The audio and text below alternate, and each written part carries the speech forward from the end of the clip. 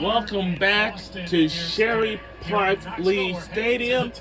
We're in the ninth inning already, and we have some fans from the University of Tennessee here. And much more.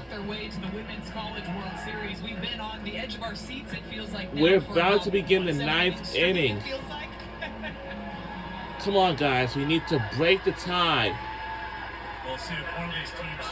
Can we win this game in this extra inning? Who keeps the balance? Hope we do. It's the ninth. Tennessee in the top of the ninth with Mueller and Malloy and Panel. Mueller 1 for 3 RBI single with 2 outs in the second, flied out in the fifth, and lined out to right in the seventh. The time is now. It's 5:40 p.m. 20 minutes to 6.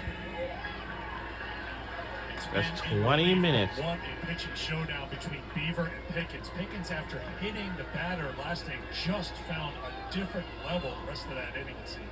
And Beaver has just been doing such a good job of really Playing jamming 20 up all minutes. these righties that have come into the box for Tennessee. Out of play.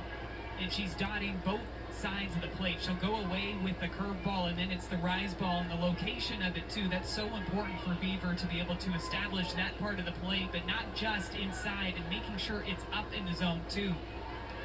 Working diagonally is what she told us that she's trying to do, working low and away to the righties, and then also working up and in.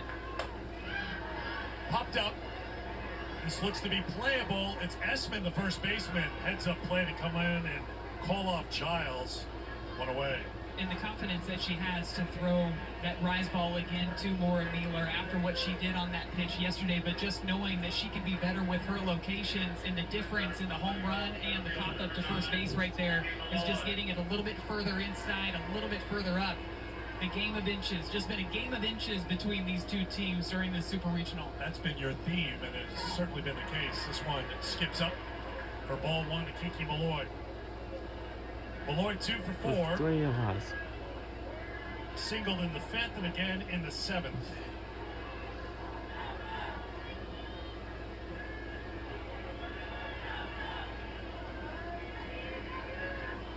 Beaver came on to start the fifth inning. Now working here in the ninth.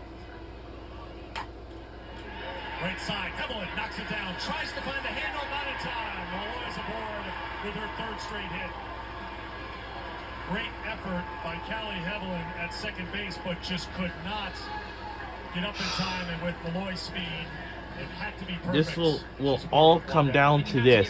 Whichever team wins this game will head on to Malloy with so much explosive speed coming out of that right-handed batter's box, able to just beat that one out by a step.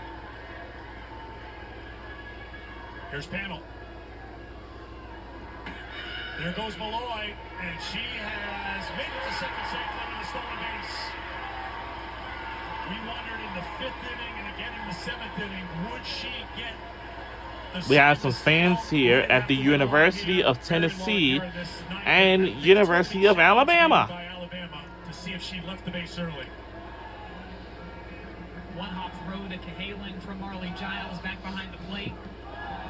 Slides in right before that tag. Remember, this is a newly reviewable play this season. Alabama challenging the previous play on the runner leaving. On the field, they have to make it on time. Eric, it feels like this is one of those rare times where this... Let me see how it is happened. actually happening on a stolen base attempt, and it looks to me like she's on time there. That back foot still on the base hit. Kayla Beaver right on releasing time, the ball. Maddie. Right on time. It's just in sync, and when you're a player like Kiki Malloy, an All-American, you've timed these things out pretty well, but to your point, we have seen this used by coaches, not necessarily on a stolen base, but maybe it's on a home run. This is the home of the Tennessee Volunteers. In this case, like you just said, this is to see if this Tennessee will be a successful steal, or did she leave the bag before the ball left the hand of the pitcher? It's about as close as it gets, but I think you and I are in agreement that it looked like she left on time at first base.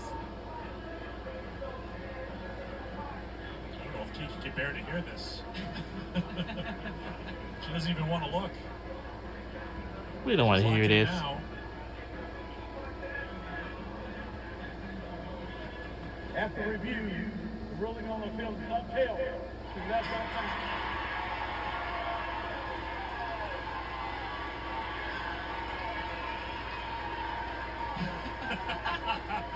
That's Kiki Malloy. 142nd stolen base of her career, one off of the Tennessee all-time record. What a moment for it, and what a reaction. It was a pretty good throw down by Marlee Giles, too, so she had to leave perfectly on time to be able to be in safely at second base. But most importantly, it gets a runner over into scoring position now for Taylor Pannell. Pannell takes the ball. So Alabama unsuccessful in that challenge. They're out of challenges. You could have a moment if something is in doubt where Patrick Murphy, if he needs a challenge, he can talk to the umpires and just say, let's make sure we get this right, even if he doesn't have a challenge. Yeah, after the sixth inning, the umpires can initiate a video review. Well, Beaver perhaps losing the zone.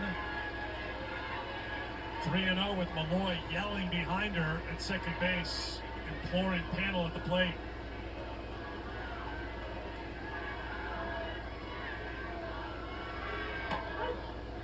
Three and one.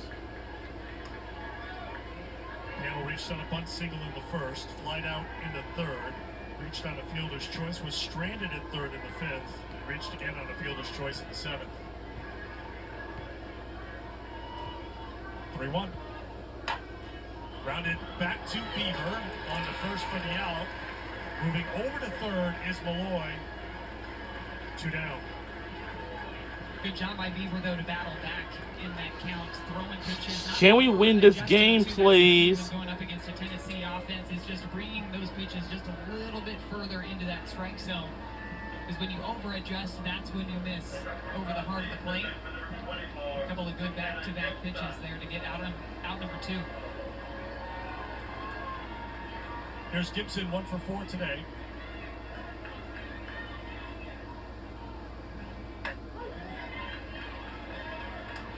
For the season, McKenna Gibson, 4-14 with runners in scoring position. That is best on this Tennessee team.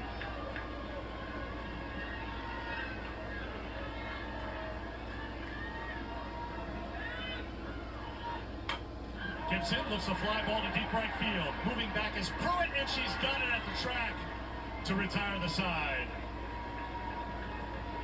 Tennessee was threatening, but Alabama works out of the jam. Oh my God. Wow.